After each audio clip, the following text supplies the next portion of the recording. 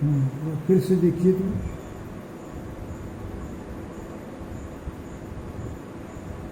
यहाँ max was slender, a little less than tall, with features that suggested slightly raccoon, pointed countenance of a fox.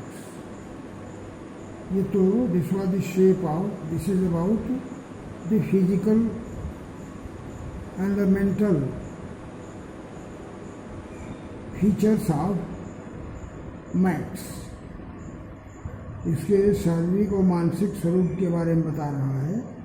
There was about him aside from the gun nothing especially menacing, और gun के सिवा उसके पास और कोई ऐसी चीज़ नहीं थी जो डरावनी रही। अब the report he murmured, the report that is being brought to you tonight concerning some new missiles, the report, वह आख्या, वह पेपर, उसने मरमर कहा। किसने? मैक्स ने कहा। मैक्स ने कहा कि वह report, the report that is being brought to you, वह रिपोर्ट जो तुम्हारे पास लाई जा रही है आज रात को, कंसर्निंग सम न्यू मिसाइल्स, कुछ नए मिसाइल्स के संबंध में, कुछ नए मिसाइल्स के क्षेपणास्त्रों के संबंध में जो रिपोर्ट तुम्हारे पास रात को लाई जा रही है, I thought I would take it from you, मैं सोच रहा हूँ कि मैं तुमसे इसे ले लूँ। उसने कहा था ना उससे कि भी पेपर आ रहा है, एक आवश्यक पेपर आ रहा है, ऐसा उसने फाउलर को आसिबल ने बताया था। और मैक्स ने कहा कि मैं चाहता हूँ कि जो पेपर तुम्हारे पास आ रहा है, डॉक्यूमेंट जो आ रहा है, उसे तुमसे मैं ले लूँ। It will be safer in my hands than in you, ये मेरे यहाँ ज़्यादा सुरक्षित रहेगा। मैक्स ने कहा कि this paper should be with me and it should be safer than if it had been to you, तुम्हारे पास होता है इससे ज़्यादा सुरक्षित रहेगा, इसलिए मैं चाहता हूँ ये रिपोर्ट आज रात को तुम्हारे पास आ रही है वो मैं तुमसे ले लूँ। इसका मतलब कि वो भी एक गुप्तचर ही था, मैक्स भी, जो वहाँ आया था, उसको कहीं से पता चला कि कोई आवश्यक इस तरह का गुप्त पत्र आसिबल पर आ रहा है, इसलिए वो चोरी से इस कमरे में आ गया, वहाँ छिपा हुआ था और बत्ती जलते ही वो दिखा आसिबल। और तब आसिबल move to an armchair and set down heavily, आसिबल फिर वहाँ एक आर्म चेयर थी, हत्थेदार कुर्सी थी, उसी में जाके बैठ गया। I am going to raise the devil, raise the devil माने झगड़ना, मैं जा रहा हूँ झगड़ने के लिए विद द मैनेजर दिस टाइम, अभी मैं मैनेजर के पास जा रहा हूँ ये झगड़ा करने के लिए, and you can't bet on it, और तुम इस पर मुझे रोक नहीं सकते। मैं अभी जा रहा हूँ उसके पास।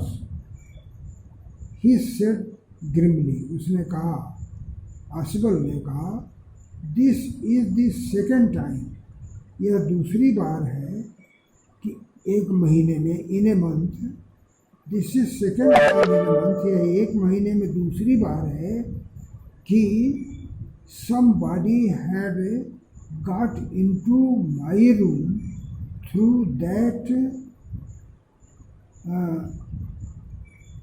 nuisance of a balcony। यह महीने में दूसरी बार है कि इस बालकनी से एक व्यक्ति मेरे कमरे में प्रवेश कर गया। उसने कहा कि एक बालकनी है, और उस बालकनी के न्यूसेंस के कारण, उसके अभिशाप के कारण, उसकी कमी के कारण महीने में दूसरी बार है कोई आदमी हमारे कमरे में आ गया। इसके लिए मैं जाके उससे मैनेजर से शिकायत करता हूँ।